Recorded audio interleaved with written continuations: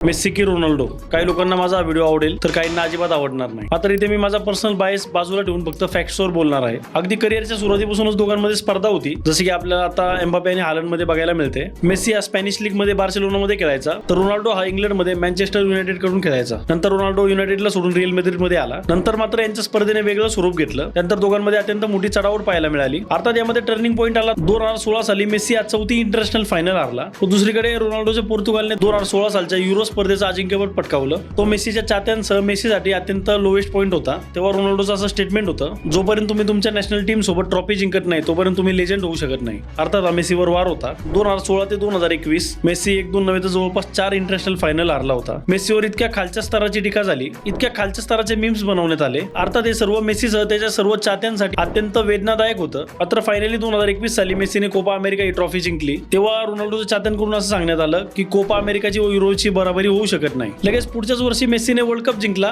तेव्हा रोनाल्डोच्या फॅनकडून नवीन एक्सक्यूज काढण्यात आलं की फिफाने मेस्सीसाठी ही टुर्नामेंट मॅनेज केली, कारण मेस्सीच्या गेम विषयी, त्याच्या अचिव्हमेंट्स विषयी आता बोलण्यासारखं काही राहिलं नव्हतं. इव्हन आता चालू असलेल्या टुर्नामेंट मध्ये पण पोर्तुगालची टीम इतकी ताकदवान होती. जो व्यक्ती रेग्युलर फुटबॉल फॉलो करतो त्याला माहिती आहे की आताच्या वर्ल्ड कपची पोर्तुगालची टीम किती ताकदवान होती. मात्र सुमार प्रदर्शनानंतर ते बाहेर पडले. तर परत रोनाल्डोचं स्टेटमेंट आलं, world cup doesn't define my career, whether I win it or not. बरोबर आहे CR7. तो अत्यंत महान खेळाडू आहे, लेजंड आहे, ग्रेटेस्ट गोल स्कोरर आहे, मात्र ग्रेटेस्ट ऑफ ऑल टाइम नाही. कारण जेव्हा मेस्सीकडे बॅलन डोर जास्त होते व रोनाल्डोकडे गोल्डन बूट जास्त होते, तेव्हा रोनाल्डोचं असं स्टेटमेंट होतं, कारण गोल्डन बूट हा स्वतःच्या हिमतीवर जिंकला जातो व बॅलन डोर हे पत्रकारांच्या किंवा टीम कॅप्टन्सच्या मतांवर जिंकले जातं. आज काय परिस्थिती आहे, मेस्सीकडे 6 गोल्डन बूट आहेत, रोनाल्डोकडे 4 गोल्डन बूट आहेत. नंतर जेव्हा दोघांची बॅलन डोरला 5-5 बरोबरी झाली, रोनाल्डोचं स्वतःचं स्टेटमेंट होतं, हा अत्यंत प्रेस्टिजियस अवॉर्ड आहे. करिअरच्या एंडिंगला माझ्याकडे जास्त बॅलन डोर असलेले मला आवडतील. मात्र आज मेस्सीकडे 8 बॅलन डोर आहे, रोनाल्डोकडे 5 बॅलन डोर आहे. मेस्सीकडे ऑलरेडी एक वर्ल्ड कप आहे. आताच्या वर्ल्ड कप मध्ये सेम फायनलला एखादा जिंकूही शकतो तो किंवा हारूही शकतो. मला एक कळत नाही, करिअरच्या या टप्प्यावर येऊन हे कम्पॅरिझनच कसं होऊ शकतं. कारण मेस्सीचं तेव्हाही रोनाल्डिनो काका सोबत कम्पॅरिझन व्हायचं,